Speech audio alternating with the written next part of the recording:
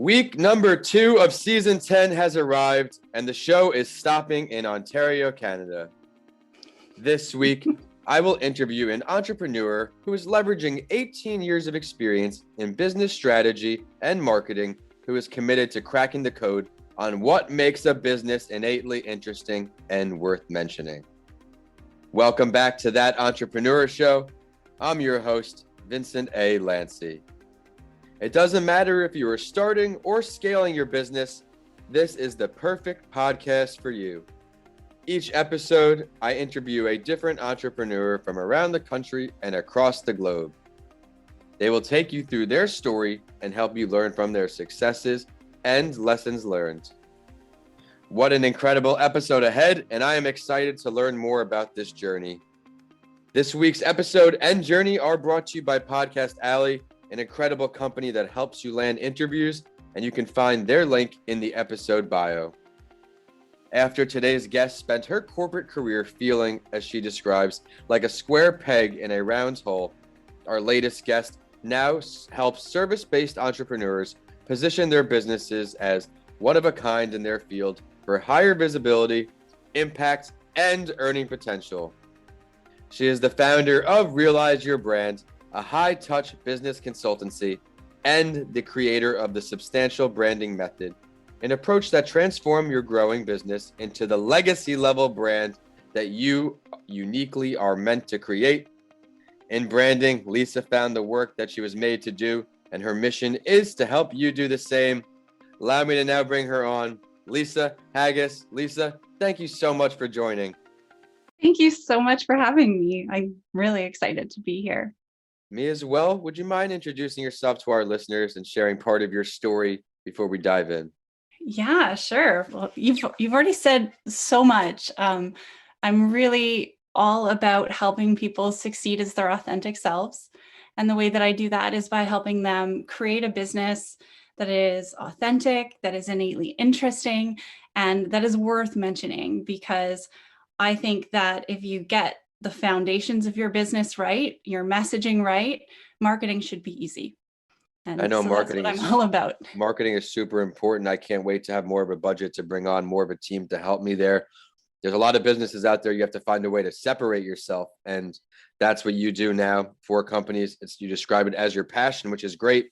Let's talk about now what led you up to finally going after this, finally chasing your passion. What was the past like before that? Yeah, well, you mentioned the square peg round hole. Let's start there. So yeah, I tried really hard. I had like a 10-year corporate career, agency, corporate side. I tried so hard to fit in to, find the work that really felt that I was applying all of my gifts and talents.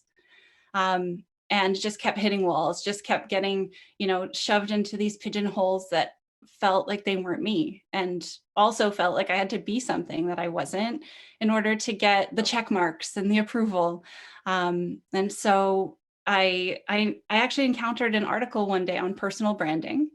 And really it shifted my worldview around, instead of, finding the dream job and then shaping yourself into it, seeing who you are, communicating it clearly and honestly, and trusting that the right opportunities will say yes to you.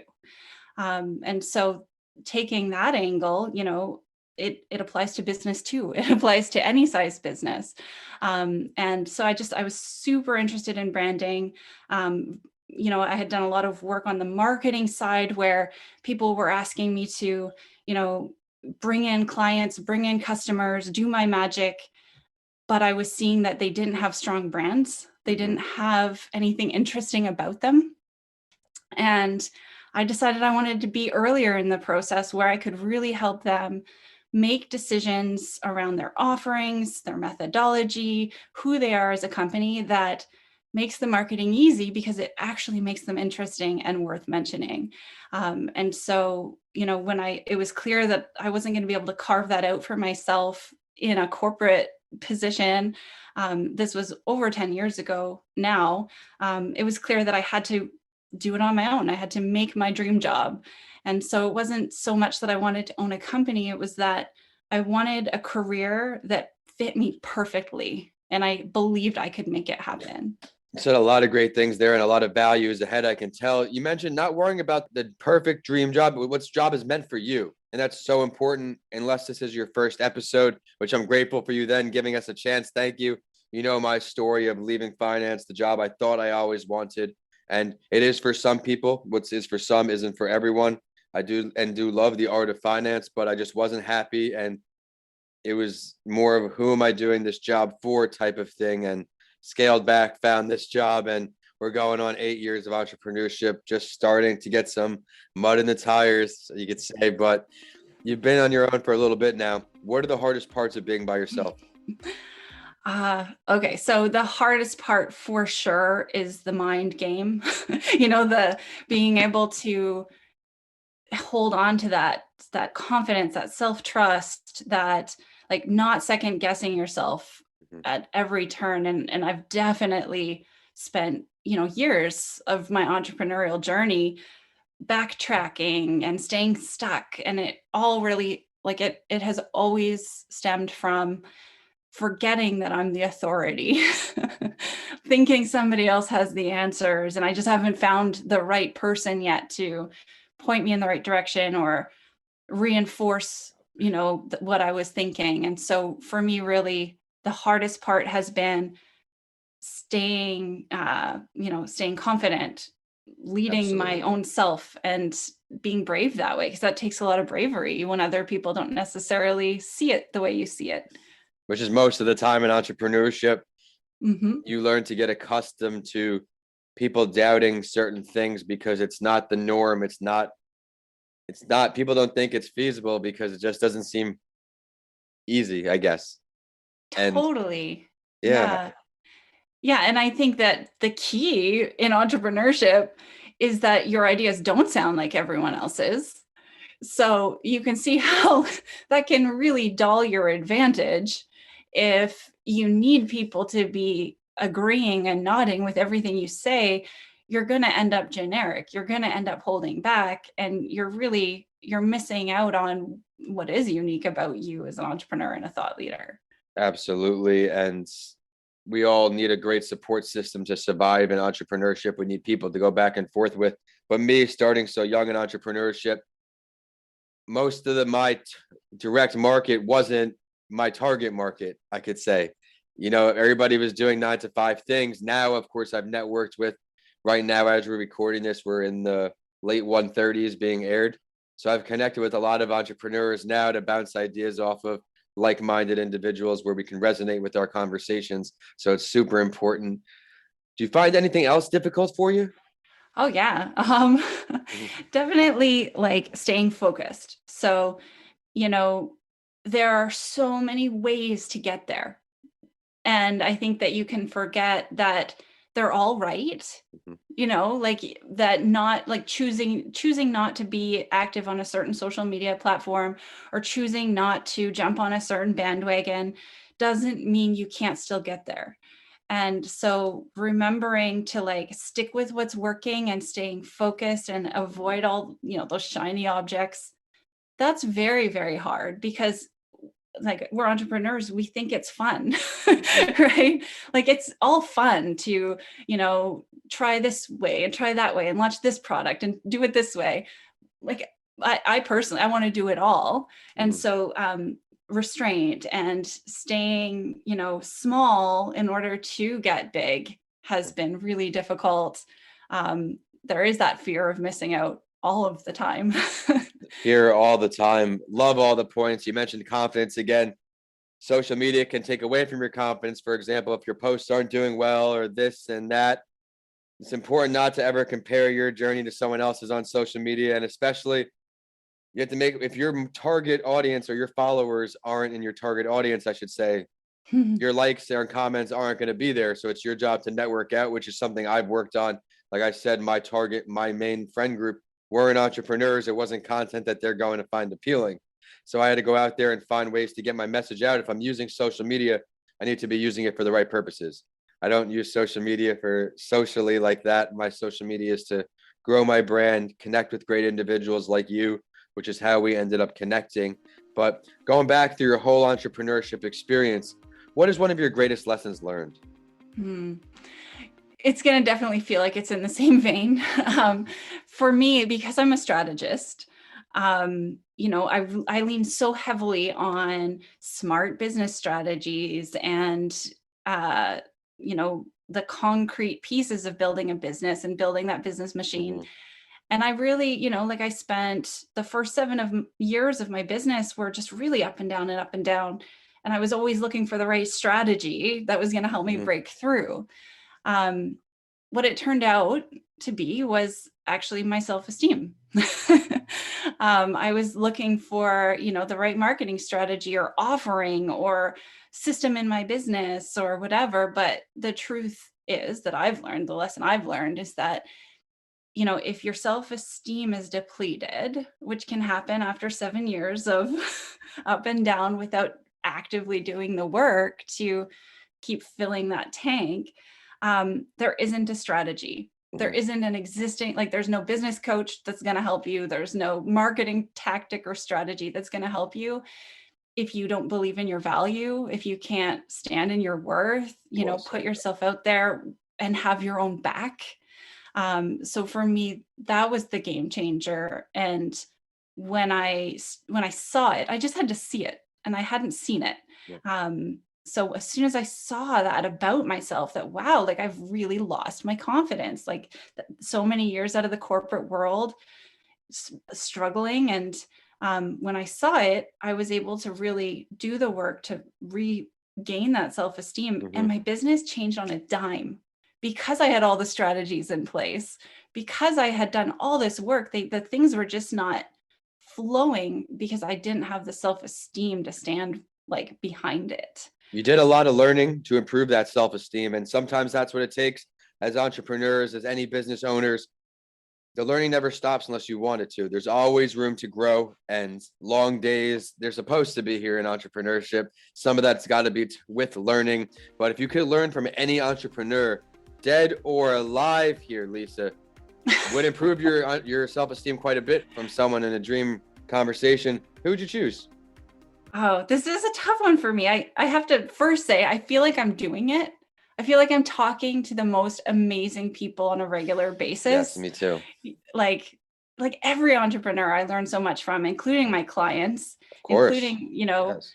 colleagues. But if I had to choose somebody, I think I would choose Seth Godin, even though it would scare the heck out of me. Some Like marketing guru right there. We got to hear yeah. why. Yeah, but he has made a huge difference. He was one of the first people I really followed who had a really, like, I'm gonna say, holistic view of what it meant to build a brand. Mm-hmm. So he's like one of those early inspirations for me, but he's also said some really smart and real things that have shaped my journey. So even if it was just to say that to him, I would, yeah, who knows? Maybe it'll happen. Well, I certainly have a Seth Godin book in my queue. Just my queue is stagnant at times because of all the work I currently put on myself. I always make time for a couple pages at least. But let's delve deeper. Where would this meeting be if you had the choice? Um, so I have no idea how Seth Godin feels about brunch, but it would probably be over brunch, like on a patio, by a lake. We'll Just, have to just tag him in set this the scene. episode. We'll have to tag him as soon as the episode's completed. Maybe we can make that happen. But now let's look into the future. 1 year, short term, 2 years, and then also long term. Where do you see your endeavors short term? Yeah, so right now I'm in the midst of hiring a team. And so short term, that's really my focus. And in a year from now, I hope to have 2 or 3 superstars in my company to help me like broaden and really strengthen how I serve my clients. And want to write a book on substantial branding, what it means to create a brand that's worth mentioning. And then down the line, I want to teach that method to other business strategists, marketing strategists, coaches who want to, really help people step into what makes them innately interesting, like help their clients. So that's really, like, I'm very clear on that. Mhm. And probably introducing some kinds of retreats and events around like the bigger picture strategic planning stuff. I love designing experiences. So that is something that is definitely on the horizon too. I look forward to seeing all of that unravel, especially short term. Then we'll look more long term as it unravels. But now we're going to check out the spotlight story. For all of you that are new to the show, each week I share the entrepreneurial journey of someone else to inspire our listeners, and we have our guest take on it. And this week, since our guest is from Ontario, Canada, and we will share the journey of another in Mandy Renahan. Great story. I had not heard it before, but in 1995, at just 20 years old, she founded Fresco, which was the first full-service, 24-hour on-call retail maintenance provider with full coverage across Canada and the Eastern US. I learned that she named the company Fresco because she was a fresh female face in a male-dominated industry. Today, Fresco is the most successful retail maintenance and construction company in Canada, with clients like Tiffany & Co., Apple, Nike, The Gap, more and more. She also created the Chris Renahan Scholarship, named for her late brother, to help women and youth become more involved in trade, while also being a partner of the Conestoga Women in Skills Trade, or WIST, certificate program. Maybe even more impressive than all of this, I learned that she used her dyslexia, depression, and being a woman in a totally male-dominated industry, being gay and dirt poor, as the impetus and fuel to become a multi-millionaire philanthropist and the blue-collar CEO. She also speaks to audiences around the globe because their world is hurting, as she describes, both economically and socially. And she wants to help us understand why that is and what we can do to fix it. A lot in her story. Lisa, what do you take away most? Gosh, well, I take away from that the proof that you can succeed as your authentic self. Yes. And, not in spite of your authentic self, but because you're willing to just be real, be human, and share all of who you are. And I love that you pointed out that she was a female in a male-dominated industry. And I want to see more of that. I'm just going to say, I want to see more women rising to the top of male-dominated industries that aren't taking on a persona to get there, but being more of who they are. Don't let anything stop you from doing what you want to do, especially something as small as just not as many male or females being in the industry. If you're the right candidate, you will succeed. Gender does not matter. And as we progress in time, we're seeing more and more female leaders taking over, which is great to see. Just like our guest here, Lisa, thriving over there in Canada. And with that, I want to thank you so much for joining. Value all across. I loved how clear your goals were. That can be very contagious to our listeners. Your difficult parts of entrepreneurship surely will resonate with everyone. And as you know, it's now time for the last word. What would you like to end the show with? Yeah, well, I'd like to end the show with the fact that, everybody's an original. And it can be really tempting to look at what everybody else is doing and to think that you don't have what it takes to be as impressive as this guy or make as much of a splash as this girl, this woman. But the truth is that there's every single person is innately interesting. Mm-hmm. Every single person has what it takes to build a business that can't be compared with anyone else's. And when you can really trust that and believe it and stop looking at what everyone else is doing, then you can find your path to that brand. Excellent last word. Now, please let our audience know how to find you, website, social media, all that. Yeah, so it's realizeyourbrand.com. That's with a Z because I'm Canadian. And facebook.com/realizeyourbrand. You can also find me at lisahaggis.com. So Realize Your Brand is the brand that I just launched. So it's new. Lisa Haggis is going to be catching up soon. But yeah, I'm on both of those websites. And I'd love to connect with anybody who's curious about what their next step might be for their brand and how they can level up. Be sure to contact her, check out her content. She is here to help. She has a lot more to offer. And while you're on social media, be sure to check out the show too. We're at That Entrepreneur Show on Instagram, LinkedIn, and Facebook, and at Podcasts by Lancy on Twitter, so you get updates from everything I do. My handles are at Vincent A. Lancy on all social media and YouTube. and my website is vincentalancy.com. If you check out any of my books, take a selfie with it. I would love to share your support. And it's time for the quote to end the show. And this one is from today's Spotlight Entrepreneur. First of all, because I grew up poor and wanted to help my parents not struggle, and while working for people at night for free to gain experience in the industry, I saw a void in the market. So I created a kick-ass company to turn the retail facilities market on its head.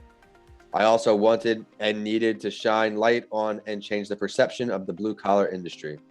I want to redefine the collar blue and change the answer to what you want to be when you grow up.